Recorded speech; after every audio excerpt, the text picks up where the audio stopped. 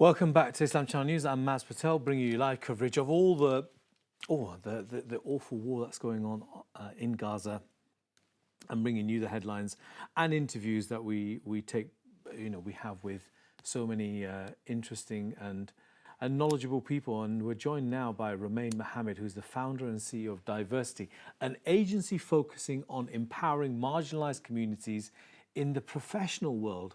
Now, his expertise lies in championing workplace diversity and inclusion. He's also a scholar with the Aziz Foundation and the Faith Inclusion Lead at the Muslim Employment Center. He's currently pursuing his master's at Birkbeck University in Culture and Diaspora Studies.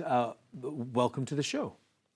Thank you very much, Maz. Thank you for having me. Thanks for the opportunity. Always a pleasure to have people with real knowledge and are able to educate our guests and add so much to their knowledge as well. Can you tell us the situation in Gaza? How is it impacting Muslim minority communities here in the UK? Well, I think it's impacting Muslims and minority communities in a number of ways. Specifically in the workplace, I think we see a number of different workplace censorships and restrictions, but some of this is on ourselves, so self-censorship and fear, but also some of it is actually being impacted and implicated by the organization. So when I talk about the self-censorship, it's us actually feeling like we have to censor our opinions, have to censor our feelings, have to censor, what we think about things. We can't really be honest, we can't really be open, we can't really speak about it. We've just got to kind of, brush it under the rug, out of fear of implications from our employer. So, we're seeing a rise in a number of disciplinaries. We're seeing a rise in issues in the workplace around, people being made redundant or people being put on disciplinaries and on all this type of thing. This is the first, one of the major kind of times that we're really, really starting to see this. Yes. And it's very, very, very, very worrying. So it's the kind of impact of having an opinion and impact of, having free speech, and that impact is causing a lot of Muslims and not just Muslims, people, marginalized and underrepresented communities who have an affinity or some form of solidarity with the people in Gaza. We're seeing the impact of them also. Yes, and I think that's the question, because we've seen in the United States there's been a huge backlash against students that are campusing on, protesting rather, on campus.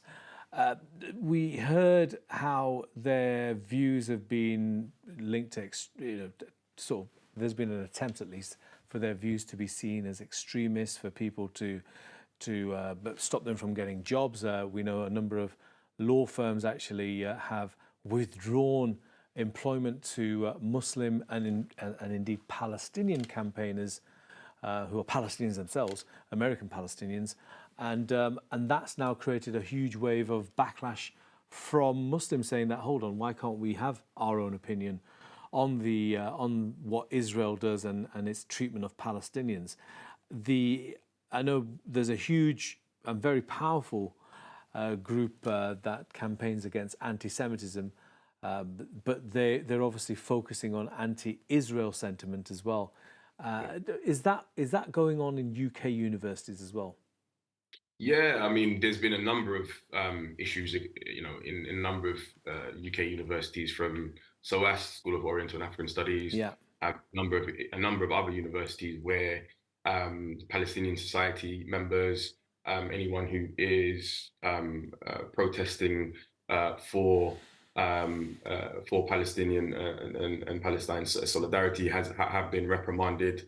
Some people have been suspended. So you're seeing it a lot. And in my lifetime, this is the kind of first time where I've personally felt, and from my own personal experiences or people around me who I know, colleagues, friends, family members, who there is a genuine kind of fear and a genuine uneasiness about, not wanting to say the wrong thing and being actually scared to have an opinion, which is in a society that we live in, is quote unquote freedom of speech is supposed to be one of the tenets upon which the country was built on, and we're seeing that kind of being really infringed now, and it's very, very worrying. And I think another thing is the alienation that a lot of Muslims and people and marginalized people feel, is almost you're alienated for having a view, or alienated for saying something that people don't like, even though it might not be anything that is remotely inflammatory. It might just be you saying that, you know, you're going to a protest, or you believe that the situation is wrong, or you believe that what's happening is genocide. Those type of comments or opinions are enough to land you in hot water, unfortunately. You know, there's a very important, I think it's the second reading, if I'm not correct, of the what's termed as the anti-Israel boycott bill in Parliament. We'll be reporting live from there later today. Do you believe that these types of actions by the British government to curtail boycotts of a specific country, and it actually singles out Israel in that bill, which was highly contentious as it is, because Israel is a foreign country. It's not part of Britain. It's not, you know, it might share some cultural aspects, but it ostensibly has got nothing to do with Britain. Yet in this country, there's a bill which bans local authorities from boycotting Israel, and it mentions Israel, along with, you know, local authorities and others, public bodies, aligning with British foreign policy. Again, do you think this is a dangerous trend? Absolutely, hugely dangerous trend. But it's not the first time that we're seeing Yeah. something like this. If we go back, you know, 40 years ago in apartheid South Africa, there was something very, very, very similar, where the Thatcherite government at the time almost wanted to ban any boycotts of the apartheid regime in South Africa. So it's not a new thing, and we have to understand this within the kind of global, wider historical context of this government, and see it as a continuation of policy that has been enacted across over the years. But it is very, very worrying that to say that we're to put a ban or a blockade on boycotting a nation or a government is absolutely is crazy to think that in this day and age that's what's happening, and it's just another almost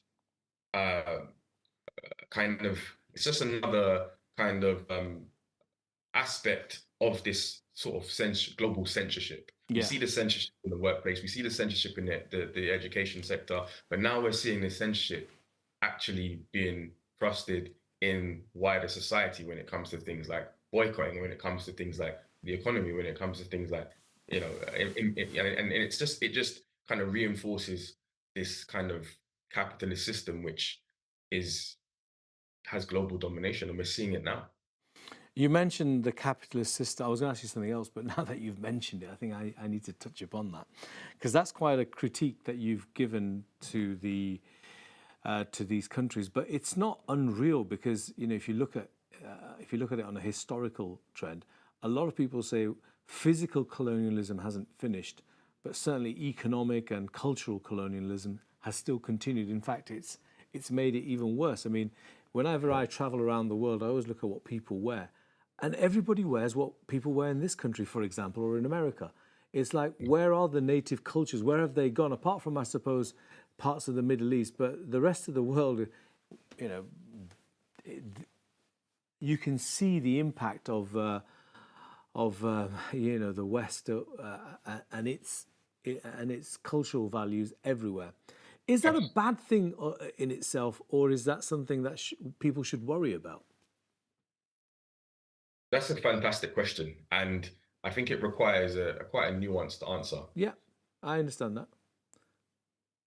I would say personally, any cultural erosion, or any infraction of a particular culture by another culture, which leads to a complete erosion, is a bad thing. If we're looking at in the context of colonialism, that was a bad thing. And if we're looking at in the context of its modern manifestations, which are neocolonialism, which is things like the capitalist world system and how that impacts other countries, I would say it is a bad thing. Mhm. Is it a bad thing to appreciate another culture and to wear the dress of another culture because you appreciate and you like that culture? No. However, it's we have to be there's a very fine line and we have to be very careful between appropriation and appreciation. There's a very fine line between understanding that you appreciate something just because you appreciate it and understanding that it's a form of or understanding that you're being affected by neocolonialism. I think those are the kind of fine lines that we have to really be careful of. Okay, let's move on to what's taking place, sort of more in terms of uh, international, the international arena. South Africa tomorrow will be presenting or making its case that Israel has committed genocide, and obviously Israel and its supporters will be defending that case. They've actually, it appears that they've accepted the International Criminal Court's remit over the territories that they occupy. That in itself, for me, is actually quite a big win for the international community, because until now, it just never used to accept any. We can remember when the ICC made a ruling on what Palestinians call the apartheid wall.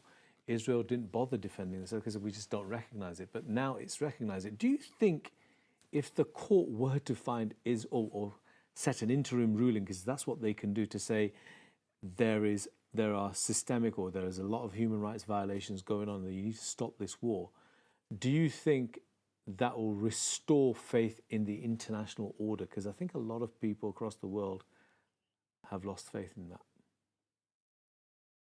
I don't. I personally don't. I personally think that it could restore some limited faith, um, some marginal faith. But I think at this point in time, it's really saying it's kind of quite a cliched saying, but actions speak louder than words. So I think for a lot of people now, it's about really seeing the change that is needed rather than kind of small I mean, almost steps that just appease. We want to see actual, real change, and we want to see real, I guess, liberation. Um, and some might argue, well, these are steps towards that, Yeah. maybe. Um, but until I see, I'm a bit. Okay, I think we've just lost. There's a very good discussion going on, but hopefully we'll get him back to continue the discussion. And the last question, obviously, I asked him is related to what's going on in the International Criminal Court. So that's tomorrow. The hearings will be televised live across many media channels. We'll be covering it as well because it's such an important development. Yeah, so I believe you're back. Sorry, we lost you there for a moment. Can you hear me now? Yes, we can hear you. Oh, perfect. Yeah, absolutely. I'm not sure what happened there. Maybe the Wi-Fi. But yeah, I was just saying that it's. I think let's wait and see. Let's wait and see. Yeah. How do you think the Palestinian struggle will actually feature in terms of the global or the historical fight against colonialism? Does it fit in I there? think absolutely 100%. I think when we look at the most 21st century struggles, almost.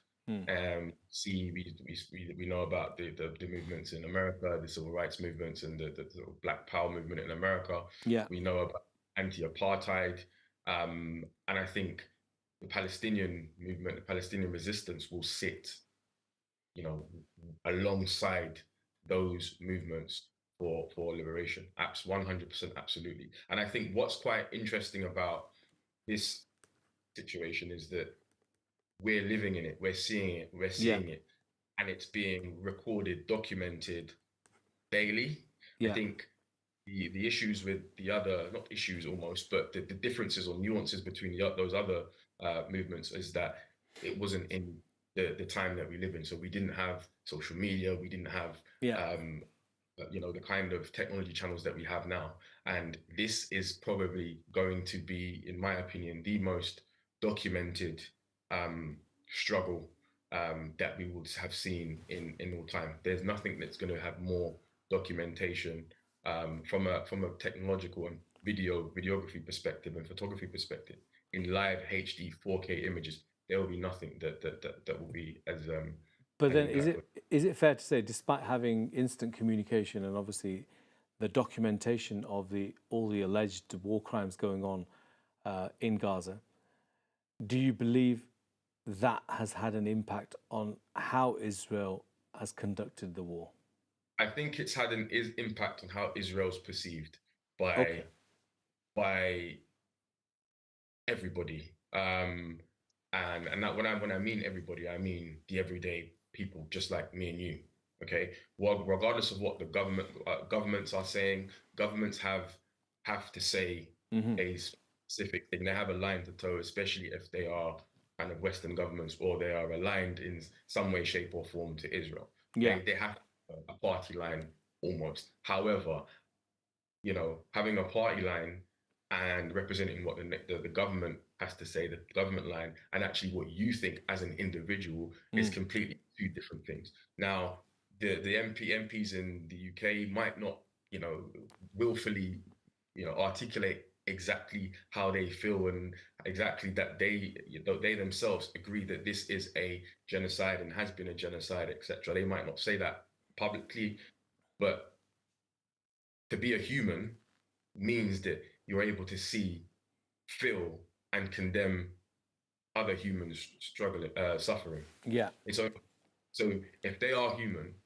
and I hope they are, then they will be able to in their heart of hearts, this will affect them, and they will know that this is wrong. And I think what is really interesting, even more than that, is that it's galvanizing a Mm. new generation of activists, of academics, of people who are very, highly conscious, highly aware Yeah. about these type of issues. I remember I was at a group of friends house a couple of weeks ago, and for the first time, I saw group of about 11 men intellectually discussing um, the situation in Gaza, and that's only because of the coverage that it has received now. So that kind of leads me to the concluding point in that it's not so much how Israel conducts themselves. I think that is the success of this mass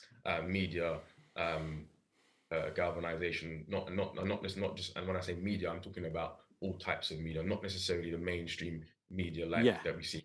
I'm talking about this type of media. I'm talking about social media. I'm talking about things like Snapchat.